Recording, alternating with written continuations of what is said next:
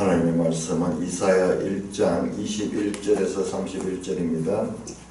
이사야 1장 21절 신실하던 성읍이 어찌하여 창기가 되었는고 정의가 거기에 충만하였고 공의가 그 가운데 거하였더니 이제는 살인자들 뿐이로다. 내 언은 찌꺼기가 되었고 내 포도주에는 물이 섞였도다. 네 고관들은 배역하여 도둑과 짝하며 다 뇌물을 사랑하며 예물을 구하며 고아를 위하여 신원하지 아니하며 과부의 송사를 수리하지 아니하는도다. 그러므로 주 만군의 여호와 이스라엘의 전능자가 말씀하시되 슬프다. 내가 장차 내 대적에게 보응하여 내 마음을 편하게 하겠고 내 원수에게 보복하리라. 내가 또 내 손을 너게 돌려 너 찌꺼기를 잿물로 씻듯이 녹여 청결하게 하며 네 혼잣물을 다 제하여 버리고 내가 내 재판관들을 처음과 같이 내 목사들을 본래와 같이 회복할 것이라.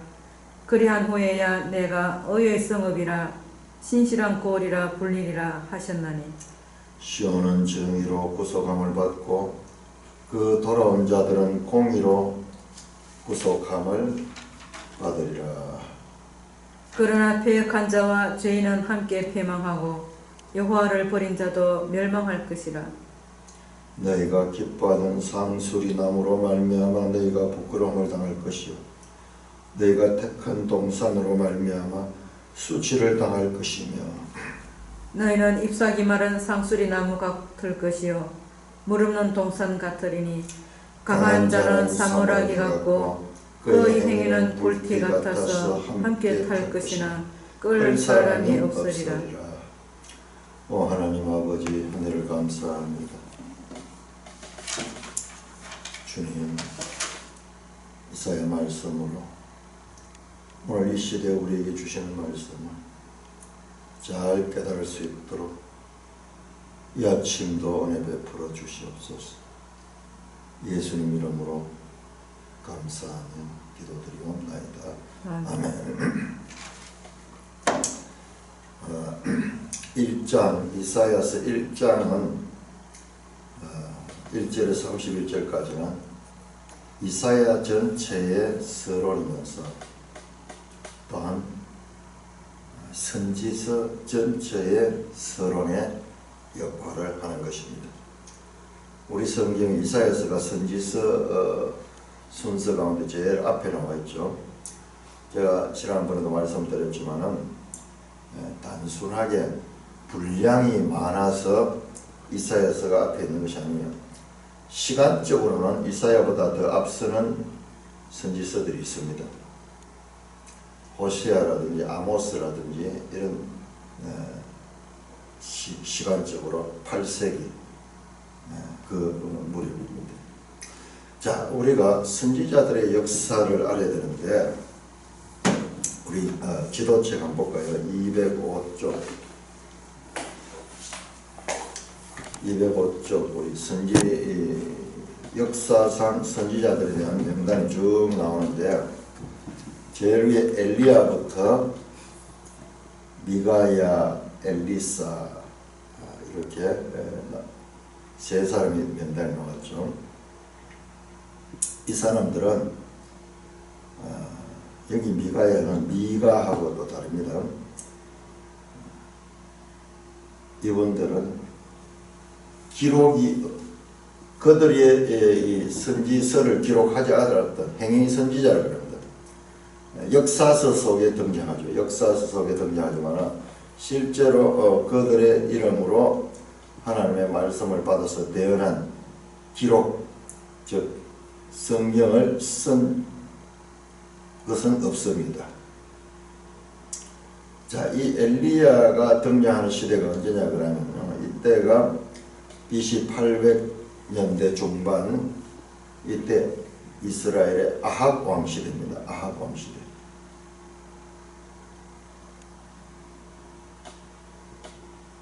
그 이전에도 선지자들이 있었습니다. 예를 들어서 우리 다윗 시대의 나단 선지자 또는 아히야, 스마야, 사무엘서 보면 여러 선지자 나오거든요.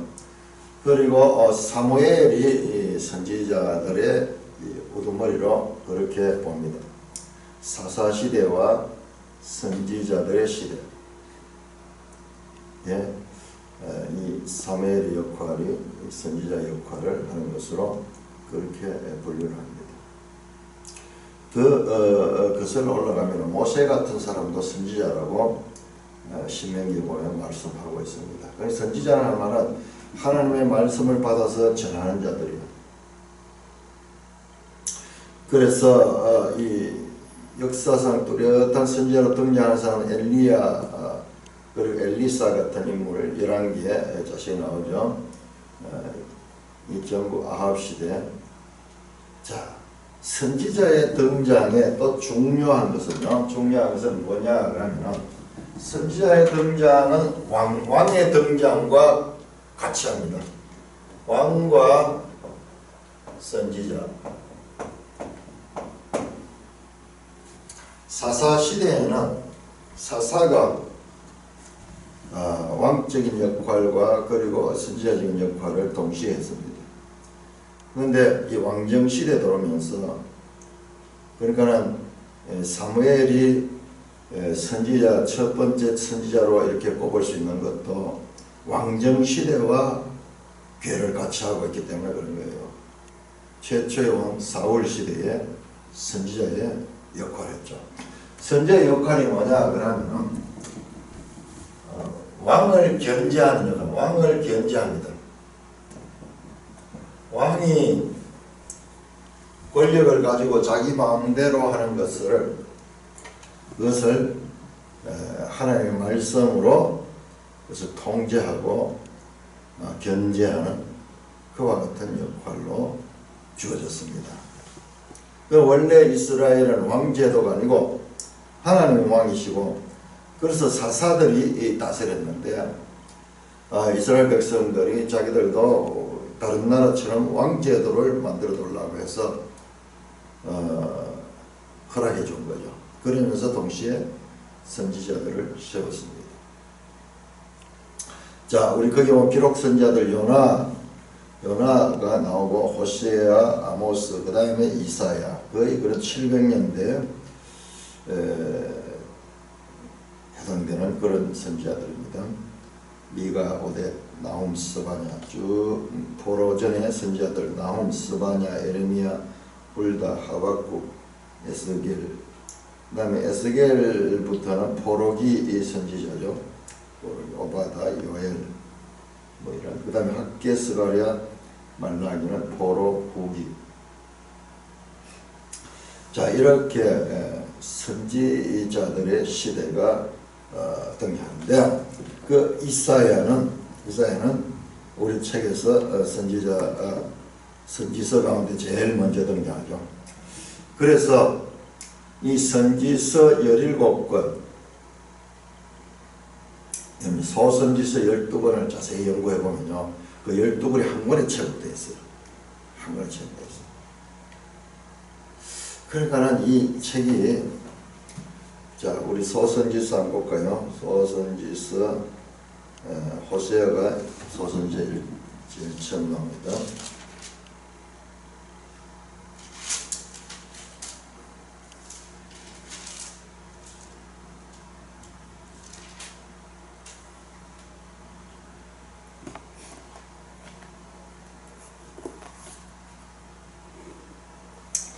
소선지서 호세아부터 해서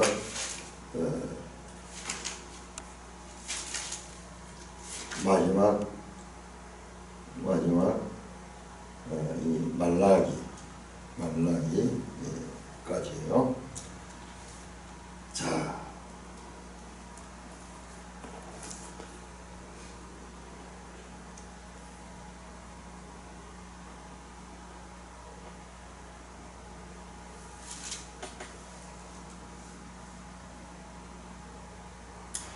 호세아 14장, 호세아 제일 끝에 한번 보세요. 호세아 14장.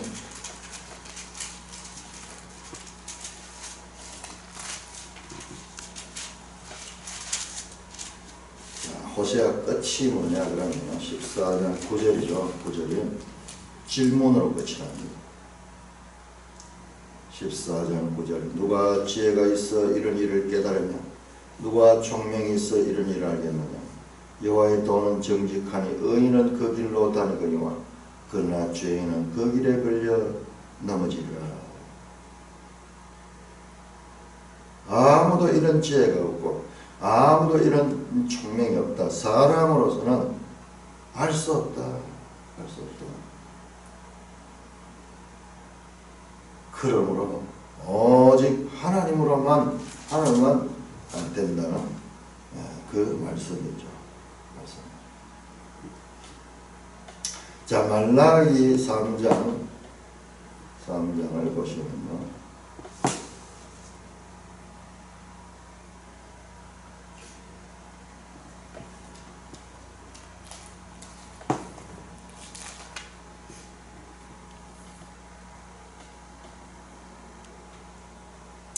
13절 여호와가 이르노라 너희가 완악한 말로 나를 대적하고도 이르기를 우리가 무슨 말로 주를 대적하였나이까 하는도다.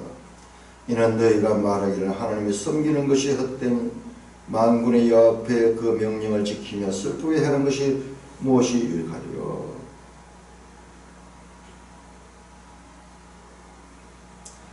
지금 우리는 교만한 자가 복되다 하며 행악하는 자가 번성하며 하나님을 시험한 자가 화를 면한다 하노라 함이라.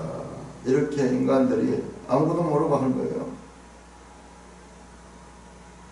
17절 만군의 여호와는 나는 내가 정한 날에 그들을 나의 특별한 소유로 삼을 것이요 또 사람들이 자기를 섬기는 아들을 아낌같이 내가 그들을 아끼니 그때 너희가 돌아와서 의인과 악인을 분별하고 하나님을 섬기는 자와 섬기지 않는 자를 분별하리라. 악인과 의인. 그 다음에 이 호세아의 그 질문, 호세아의 그 질문에 대한 답변이 이 마지막에 나옵니다. 4장은 말라기 가운데서도 부록 같은 분입니다. 이 3장과 그러니까 이 12선지서가 통일성을 가지고 있어. 그렇듯이 이사야서도 전체 선지서의 이 서론적인 역할을 하는 것이 이사야 1장입니다. 이사야서의 서론이면서도 전체 선지서의 서론적인 그와 같은 역할을 이사야서가 하고 있다는 것을 우리가 알아야 됩니다. 자, 그 내용은 뭐냐? 이스라엘 백성이 하나님의 법을 지키지 않고 그래서 하나님께서 크게 진노하십니다. 제가 지난번에도 말씀드린 하나님의 진노로 볼 수도 있고 조금 더 한꺼풀 더 깊이 들어가면 하나님의 상처예요. 하나님 상처. 하나님 계속 장례식 때 곡하는 말씀을 합니다. 호익하는 것은요, 장례식 때 우리로 치면 아이고 아이고 하는 거예요. 그 다음에 에카 하는 건데 에카 어찌하여 왜 이래 됐나, 너희들이 왜 이래 됐나. 그 다음에 하나님께서 이 분노가 나오지. 우리는 그런 부분을 무시해버리고 그냥 하나님이 시작하자마자 왜 이렇게 화를 내시고 그랬냐 그러면서 그 문맥을 이해하지 못하는 경우가 있는데, 이스라엘의 이 선지서를 알기 위해서는 그와 같은 역사를 반드시 연관해서 우리가 알아야 됩니다. 자, 21절입니다. 신실하던 성읍이 어찌하여 창기가 되었는고. 이 말씀이 그러니까 이사야서의 이 내용들이 우리 번역에서는 그게 좀 덜 느껴지는데 좀 시적인 표현을 가지고 시적인 표현. 어찌하여 창기가 되었는고 신실한 성읍이. 이 말씀이요, 에이카 하이에타 레조나 퀴리아 레마나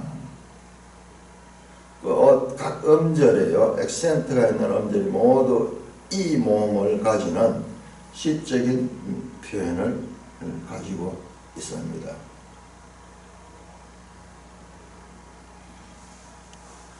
어찌하여 신실하던 성읍이 창기가 되었는고. 여기서 창기는 하나님이 이스라엘의 남편이라는 그런 의미가 있어요. 왜 그런가 그러면 이스라엘이 창기가 됐다는 말은 이스라엘이 우상을 섬기는 거야. 하나님을 섬기지 않고 다른 우상들을 섬기하는 것을, 마치 남편과 아내에서 여성이 그 아내가 지금 외도를 하는 그와 같은 관점에서 지금 말합니다. 그러니까 하나님이 큰 상처를 입었는 거예요. 분노 이전에 아내가 남편을 버리고 그렇게 외도를 하고 있는데 그 남편의 심정이 어떠했냐. 창기가 되었다. 내가 그들의 남편이 되었어도 그들은 나를 버렸다. 그 말씀입니다. 하나님이 이스라엘 백성에 대한 관계성에 대한 이해가 어떠했는가. 이스라엘이 우상 숭배하는 것 갖다가 창기가 되었다고 이야기하는 것은, 조금만 더 생각해보면 이스라엘을 하나님은 자신의 아내로 생각한다는 것과도 맥이 닿습니다. 정의가 거기에 충만하였고 공의가 그 가운데 거하였더니, 여기 신실하던 성읍은 이제 뒤에 나오는데 시온 그리고 예루살렘들, 이 신실한 성읍, 유다의 수도 시온은 온 이스라엘을 대표하는 그와 같은 지명이 되기도 합니다. 정의가 거기에 충만하고 공의가 그 가운데 거했더니, 성읍 속에 신실함과 정의와 공의가 있는 도시였는데 이제는 살인자들 뿐이로다.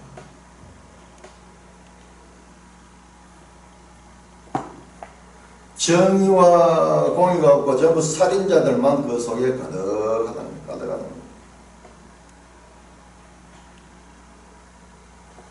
정의,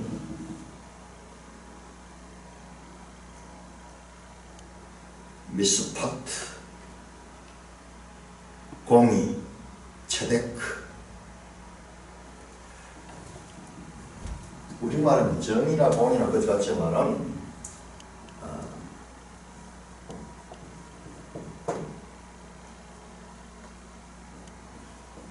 justice, 정의, 공의, righteousness.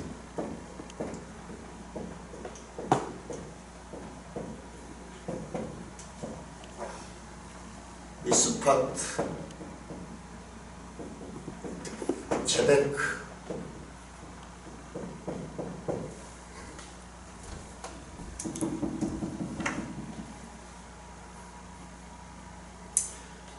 자, 우리가 1장을 처음에 제가 말씀해서 지금 법정 소송과 어떤 형식으로 지금 말씀하고 있다고.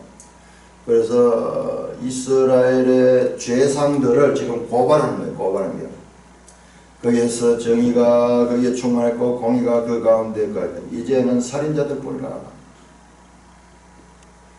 완전 죄인들이 벌벌 끓고 있고, 뿐만 아니라 살인자니까 죄 중에서 제일 큰 죄들이죠. 자, 이것도 이스라엘의 살인은요, 이스라엘 살인 꼭 사람을 죽여서 살인이 아니라 남의 것을 뺏고 이 남을 짓밟고 자기를 배불리는 그와 같은 것들을 지금 가리키는 것입니다. 내 은은 찌꺼기가 됐고 내 포도주는 물이 섞였도다. 자, 이 표현이요. 하나님이 우리 인간 사회의 삶의 문제에 있어가지고 얼마나 그것을 도덕적 평가 기준으로 삼는지 모릅니다. 하나님은 하늘에 계신가 인간 삶은 뭐 어떻게 되든지 별 관심이 없는 것으로 생각하기 쉬운데 그렇잖아요. 내 은은 찌꺼기가 되었고 내 포도주는 물이 섞였더라. 서로 매매하는 데 있어가지고 은을 파는 데 있어도 저질 은, 찌꺼기가 불순물이 있는 그런 은을 가지고 매매를 하고 있고요. 포도주에도 순수한 포도주 아니고 거기다 물을 섞어가지고 저질 포도주를 만들어서 서로 통상을 하는 거예요. 아니 하나님이 이런 것까지 관심을 가지는가? 그렇습니다. 인간 관계에 있어서 바르지 못한 관계에 대해 가지고 하나님은 거기에 대해서 엄격하게 지금 판단합니다. 왜 그런가 하면 인간 관계가 바르지 않다는 것은 하나님과의 관계와 연관이 있는 거예요. 하나님 관계가 바르지 않을 적에 인간 관계도 바르지 않는 거예요. 그래서 우리가 신약 성경에 하나님을 사랑하고 내 이웃을 내 몸과 같이 사랑하라. 항상 하나님과 수직적인 관계와 그 다음에 수평적인 인간관계가 평행을 이루고 있는 것입니다. 자, 그 부분에 대한 멜성임 주석이 나옵니다. 찌꺼기가 된 은은 불순물이 가득한 은으로 부정한 이스라엘의 모습을 가리키며 물이 섞인 포도주는 부당한 이윤을 얻기 위해 불의를 행하는 이스라엘 사회를 풍자한다. 부당한 이윤, 대를 속여서 판다든지, 구약성경에 보면 그런 게 많이 나오거든요. 대를 속여서 판다든지, 저울을 속여서 판다든지, 이런 것들, 상거래에 있어서 가지고 부당한 이득을 취하는 이런 것에 있어 가지고 하나님은 예민하게 반응하신다. 하나님이 뭐 그런 것까지 신경을 쓰냐? 아니에요. 하나님은 그것을 하나님을 섬기는 척도로 삼습니다. 그래서 이런 행위를 하면서 성전에 와서 제사를 드리는 그런 제사를 하나님은 받기 싫어하는 거예요. 그 제사가 싫은 것이 아니라 그런 행위들, 거짓된 행위를 하면서 손에 피를 묻혀가지고 그렇게 와서 제사를 드리는 것은 싫은 거예요. 제사가 싫은 것이 아니라 제사인들의 삶이 가정하다는 것입니다. 계속해서 나옵니다. 네 고관들은 패역하여 도둑과 짝하며 다 뇌물을 사랑하며 애물을 구하며 과를 위하여 신원하지 않으며 과부의 송사를 수지하지 않는다. 이 보세요. 하나님이요. 얼마나 인간관계, 인간과 인간들의 관계를 소중하게 생각하는지. 그러나 기독교인들이 많은 나라는 참으로 복된 거예요. 교회 하나가 있으면요, 경찰서 몇 개가 있는 것보다도 더 좋다. 경찰서는 죄 지은 사람을 처벌하는 거지만 교회는 이와 같이 죄를 짓지 않도록 가르치는 거예요.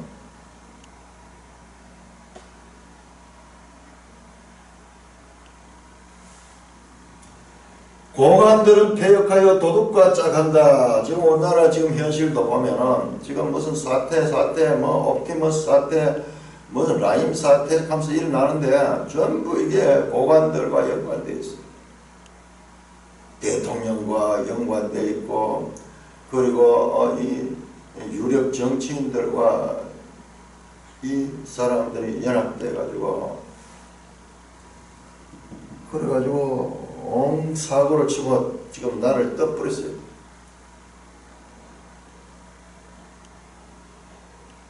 수조 원에 달하는 피해를 입히고 떠나버렸어요. 이것은 그때나 지금이나 정치 권력과 이와 같은 도둑들은 늘 짝하면서 뇌물을 사랑하며 애물을 구하며 사례비를 원하는 거예요. 공직에 있는 사람들도 사례를 받아 사례를 따로 원하는 거예요. 사례를 해주면은 뭐 빨리 해주고 옛날에 급행욕 하는 급행욕. 참 그런 면에서 보면은 지금 우리 한국 사회가 많이 개선이 되었습니다만은 그러나 고관들이 하는 것은 어떤 면에서 그때보다도 더 지렁적으로 변하고 있을 수도 있습니다. 고아를 위하여 신원하지 않으며 과부의 송사를 수리하지 않는다라. 고아와 과부, 사회의 가장 약자들, 사회의 가장 큰 약자들을 돌보지 않는 것이 죄입니다. 자, 우리 신명기 10장, 신명기 10장.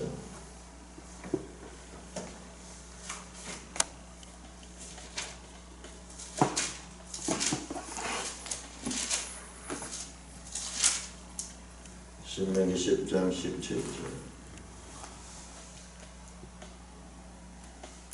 16절 17절 20절까지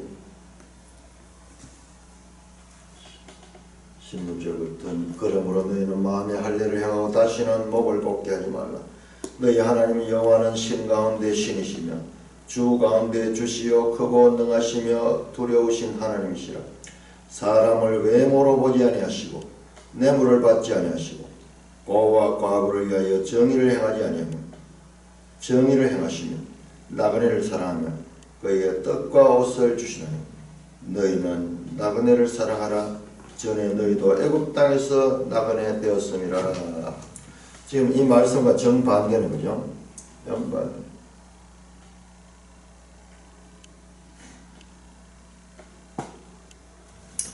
자, 이것이 바로 이스라엘이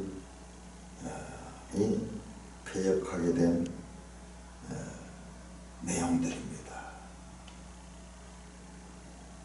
하나님의 성품과 반대되는 시온의 타락된 상태를 말씀합니다. 우리는 하나님이 누구신지를 알아야지 바른 제사를 드릴 수가 있는 것입니다. 하나님을 우상처럼 그냥 내 삶은 아무 관계없이 아무렇게나 살고 남을 짓밟고 그 다음에 자기의 욕심만 채는 삶을 살면서 하나님 나와서는 죄를 하고 분향을 하고 이런 것을 하나님은 가장 싫어하는 거예요. 그러나 세상의 우상의 종교들은 삶을 요구하지 않습니다. 그냥 하나님 신에게만 그냥 정성을 바치면 복 받는다고 가르치는 거예요. 완전히 다르잖아요. 그러나 기독교 국가가 건전하고 그리고 살기 좋은 나라가 될 수밖에 없는 이유가 이 하나님이 이와 같은 하나님이시기 때문에 그래요.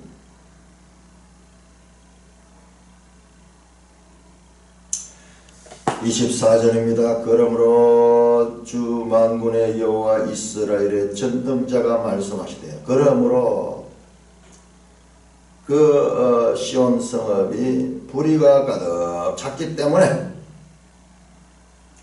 주 만군의 여호와 이스라엘의 전능자가 말씀하시되 슬프다. 내가 장차 내 대적에게 보복하며 내 마음을 편하게 했고 내 원수에게 보복하리라. 자, 여기서 슬프다 할 말씀 나오죠. 슬프다. 이게 뭐냐? 호익하는 호익. 아이고 하는 거예요. 그러니까 하나님의 분노가 아니고 하나님의 상처입니다. 상처. 하나님의 상처를 봐야 돼요. 하나님의 슬픔. 무엇을 슬퍼하시는가? 제 백성이 정의와 공의를 버리고 자기의 욕심을 따라 사는 그 자체, 그 결과 하나님의 백성들 간에도 불공정과 그리고 거기에서 일어나는 차별과 거기서 일어나는 부당함, 이것들이 하나님을 곡소리 나게 하는 거예요. 곡소리. 내가 장차 내 대적에게 보응하여 내 마음을 편하게 하여 내 원수에게 보응하리라. 자, 내 대적이 누구냐? 하나님의 대적이 누구냐? 하나님의 대적이 이스라엘의 이스라엘. 어떤 이스라엘? 이와 같이 부정한 삶을 사는 이스라엘이 하나님의 대적이 되는 거예요. 하나님은 일방적인 이스라엘의 하나님이 아니라 언약 관계에서 충실한 그 백성에게는 하나님이 되지만 그렇지 않은 백성은 그것을 원수로 삼는 거예요. 대적으로 삼는 거예요. 그들의 반응에 따라서 하나님은 그들의 하나님이 될 수도 있고 그들의 대적이 될 수도 있는 거예요. 역으로 마찬가지로 우리가 이 인간관계에서도 그런 게 많죠. 가장 가까운 사람들이 원수가 되어도 가장 큰 원수가 되죠. 그러므로 선민사상만 자랑할 것이 아니라 선민다운 삶을 살지 못하는 것은 그것은 저주가 되고 그것은 엄청난 두려운 일이 됩니다.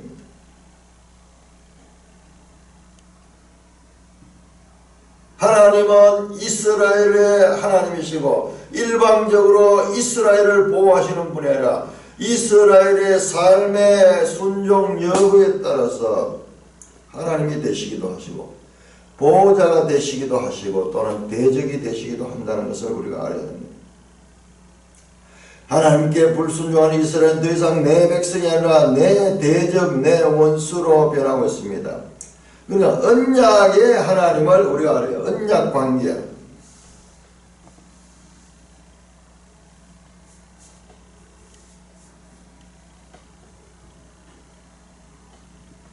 (25절) 내가 또 내 손을 너게 돌려 내 찌꺼기를 잿물로 씻듯이 녹여 정결하며 네 혼자물을 다 제하여 버리고. 여기서 내 원수, 내 대적, 이것이 바로 이스라엘인 것이 여기 명확히 드러나는 거예요. 우리가 읽다가 이런 내용을 모르면 갑자기 하나님이 뭐 대적 이야기를 하니까 이게 딴 사람을 가르친 줄 알고 있는데 그렇지 않아요. 이게 이스라엘이에요. 이스라엘. 불순종한 이스라엘은 하나님의 대적입니다. 하나님의 심판의 대상이 됩니다. 마치 원수에게 대적하듯이 하나님이 대적하십니다. 내가 또 내 손을 너게 돌려 내 찌꺼기를 잿물로 씻듯이 녹여 정결하게 하며 앞에 나왔던 22절에 내 은은 찌꺼기가 되었다 하는 말씀과 연결이 됩니다. 그 찌꺼기를 잿물로 씻듯이 녹여 청결하게 한다. 잿물로 씻는다. 요즘 젊은 사람들이 이런 이야기 들으면 모르겠죠. 잿물 가는 것은 이게 양잿물 가는 거예요. 우리도 옛날에 양잿물 썼는데 이게 아주 독극물이에요. 고대 최고의 세제입니다. 세제. 그 세제를 이용해가지고 깨끗하게 씻듯이 내게 돌려갈 때 이게 슈브예요. 슈브. 회개하다, 돌이키라, 돌아오라 할 때 내 찌꺼기를 잿물로 씻되 내 은혜의 찌꺼기가 가득해서 녹여서 정결하게 하며 그 혼잣물을 다 제하여 버리고 그 찌꺼기가 낀 그 은을 녹여가지고 다시 그 안에서 혼잣물을 다 제거해서 이 정은을 만든단 말이에요. 정은. 찌꺼기가 없는 은. 26절 내가 내 재판관들을 처음과 같이 내 모사들을 원래와 같이 회복할 것이라. 내 재판관들은 누구냐? 23절에는 네 고관들을 가리킵니다. 네 모사들은 누구냐? 네 모사들은 누구냐? 거기에 이 나오는 이 사람들입니다. 그건 지도자들. 타락된 그 지도자들을 향하여 그 지도자들을 회복할 것이다. 타락된 사회 지도자들이 본래와 같이 회복될 것이라. 본래는 어떤 신실하던 성읍의 그 지도자들처럼 그리한 후에야 내가 의의 성읍이라 신실한 고리라 불리라 하셨나니. 시온에 대해서 말합니다. 의의 성읍 그리고 신실한 고리라 불리라 하셨나니. 시온은 정의로 구속함을 받고 그 돌아온 자는 공의로 구속함을 받으리라. 자, 하나님의 회복에 대한 메시지가 지금 선포되고 있습니다. 잿물로 씻듯이 녹여 정결하게 혼자 물을 재활해 버릴 때는 아픔이 있고 씻겨 나가는 그런 고통이 있을 거죠. 회복하게 할 것이다. 징계해서 그들을 회복하게 할 것이다. 그래서 시온은 정의로 구속함을 받고 그 돌아온 자들은 공의로 구속함을 받으라. 자, 시온이 나옵니다. 시온 27절에 시온. 이게 바로 21절에 나오던 그 성읍, 신실하던 성읍입니다. 그러나 지금은 타락된 그 성읍. 자, 그 시온을 하나님께서 정의로 구속함을 받고 그 돌아온 자들입니다. 그 돌아온 자들, 우리 앞에서도 남은 자들이 나오는데 같은 개념입니다. 회개하고 돌아온 자들은 정의로 구속함을 받게 될 것이다. 구속하다, 받아, 리딤 영어로 값을 지불하고 그렇게 이 해방된 자유를 얻는 그와 같은 말씀을 담고 있습니다. 자, 그러나 그 가운데서 이렇게 회복될 자들이 있고, 그러나 패역한 자와 죄인은 함께 패망하고 여호와를 버린 자도 멸망할 것이라.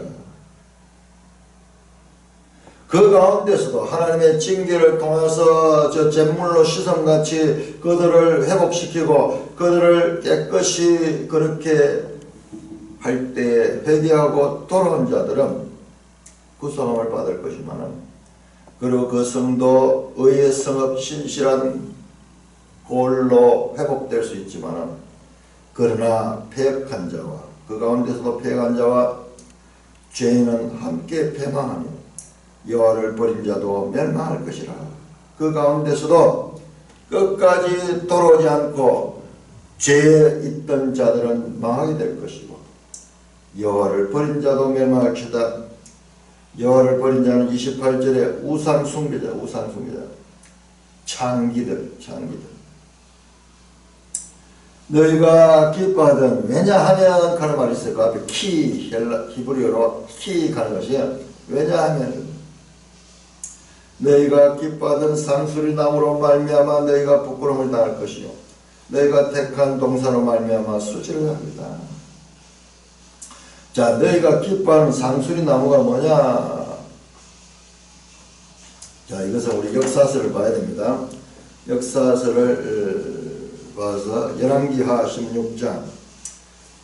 자, 선지서는 역사서와 연관이 되었다고 말씀드렸죠.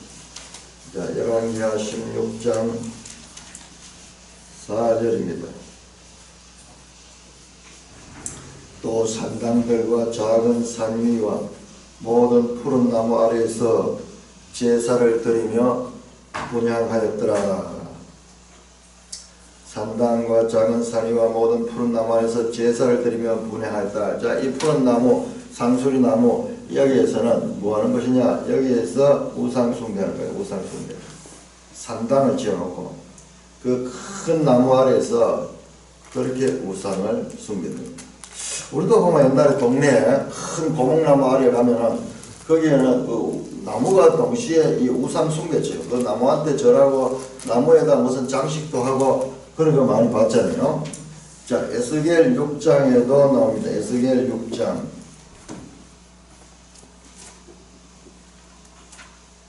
역사서를 우리가 모르면 이 선지서를 이해하는데 어려움이 많습니다.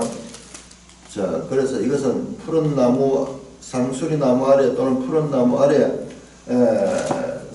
죄를 진다는 것은 자, 에스겔 6장 13절 그 중임당한 시체들이 그 우상들 사이에 제단 사방에 각 높은 고개 위에 모든 산꼭대기에 모든 푸르나무 아래 무성한 상수리 나무 아래 곧 그 우상에게 분양하는 곳이다.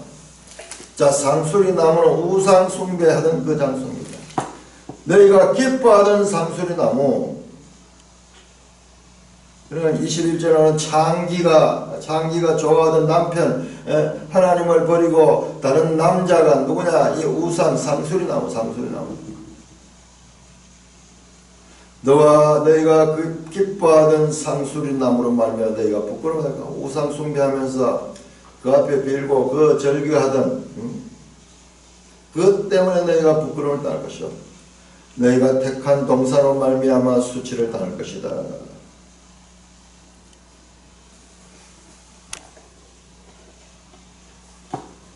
자기들이 택한 동산이에요. 하나님이 택한 것이 아니라 이것도 마찬가지로 우상 숭배와 연관이 있습니다. 부끄러움을 당할 것이요 수치를 당할 것이요 반복하면서 상수리 나무 택한 동산이 평행을 이루고 부끄러움을 당할 것이고 수치를 당할 것이 이 평행을 이루면서 그들의 증거를 강조하고 있습니다. 3절 너희는 잎사귀 마른 상수리 나무가 될 것이요 물 없는 동산같이 될 것이다. 잎사귀 마른 상수리 나무, 너희가 기뻐하던 그 상수리 나무가 잎사귀가 말라버리고 죽는 그런 것이 될 것이며 너희가 즐겨 택한 동산은 물 없는 동산같이 될 것이다. 강한 자는 사물하게 같고 그 행위는 불티 같아서 함께 탈 것이나 끌사리 없다. 패역한 자와 죄인들 가운데서 강한 자는요 그 가운데 강하다 하는 자가 삼오라기 같고 삼오라기는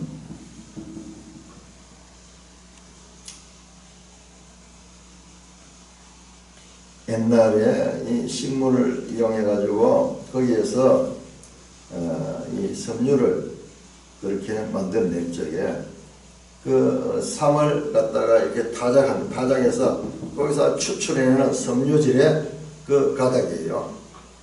그러니까 삼오라기가 많이 있지 아니하면은 이게 힘이 없는 게 그냥 뚝뚝 끊어지는 거예요.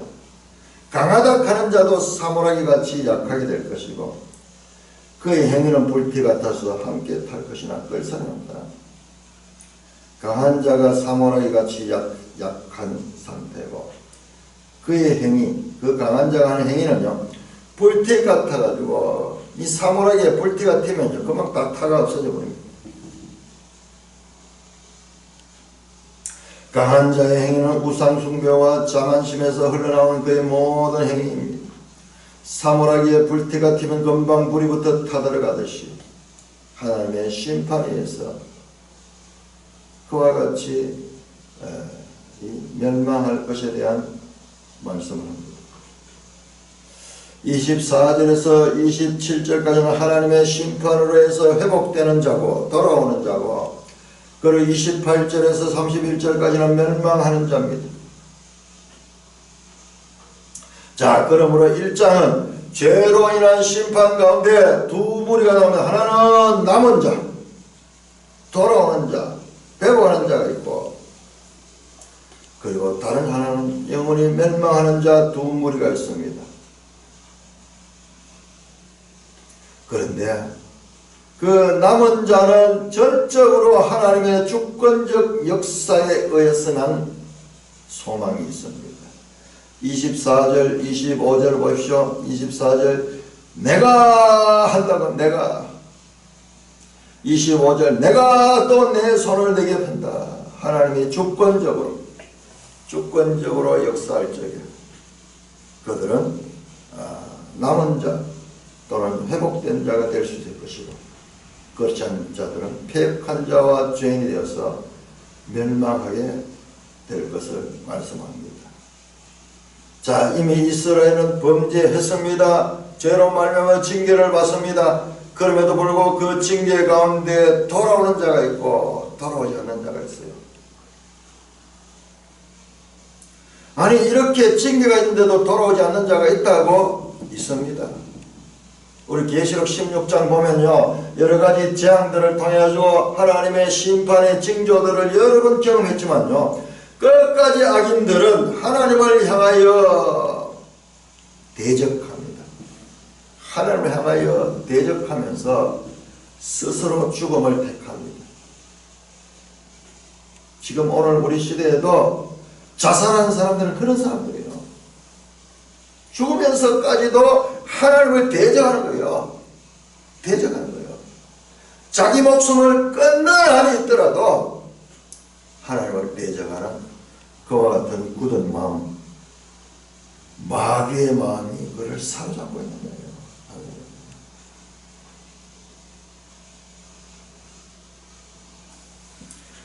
인간은 죄성을 가지고 있기 때문에 죄를 지을 수 있습니다.